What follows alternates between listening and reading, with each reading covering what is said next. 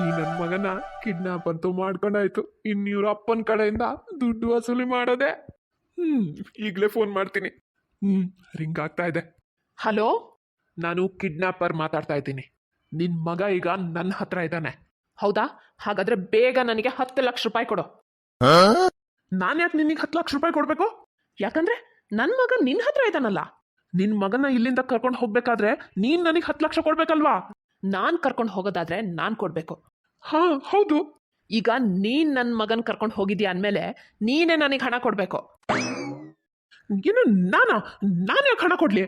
ಯಾಕೆ ಅಂದ್ರೆ ನನ್ನ ಮಗನ್ನ ನೀನ್ ಕರ್ಕೊಂಡು ಹೋಗಿದ್ಯಲ್ಲೋ. ನಿನಗೆ ಅರ್ಥ ಆಗ್ಲಿಲ್ಲಲ್ಲ? ಇಲ್ಲ. ನೀನು ಯಾರಿಗೋಸ್ಕರ ಹಣ ಕೇಳ್ತಿದ್ಯಾ? ಈ ಮಗುಗೋಸ್ಕರ. ಈಗ ಆ ಮಗು ಯಾರ್ದು? ನಿಂದು. ಹಾಗಾದ್ರೆ ದುಡ್ಡು ಯಾರಿಗೆ ಸಿಗ್ಬೇಕು? ನಿನಗ್ ಸಿಗ್ಬೇಕು. ಈಗ್ಲಾದ್ರೂ ಅರ್ಥ ಆಯ್ತಲ್ಲ? ಇಲ್ಲ ಇದು ಯಾವ ತರ ಲೆಕ್ಕ? ನನಗೆ ಈ ಮಗು ಬದಲಾಗಿ ಹಣ ಬೇಕಾಗಿರೋದು. ಮಗು ಯಾರ ಹತ್ರ ಇರುತ್ತೋ ಅವನ್ ಹಣ ಕೊಡ್ಬೇಕು. ಹೌದೋ ಇಲ್ವೋ? ಹಾ ಹೌದು. ಈಗ ಮಗು ಯಾರ ಹತ್ರ ಇದೆ? ನನ್ನ ಹತ್ರ. ಮತ್ತೆ ಕೊಡು ದುಡ್ಡು. ಆಗ್ತಾ ಇಲ್ಲ, ನನ್ನಿಂದ ಆಗ್ತಾ ಇಲ್ಲ. ಲೋ, ನಾನ್ ಕಿಡ್ನಾಪರು, ನನಗ್ ತಾನೇ ದುಡ್ಡು ಸಿಗ್ಬೇಕು. ಹಾ, ಖಂಡಿತ ಸಿಗುತ್ತೆ. ಯಾವಾಗ?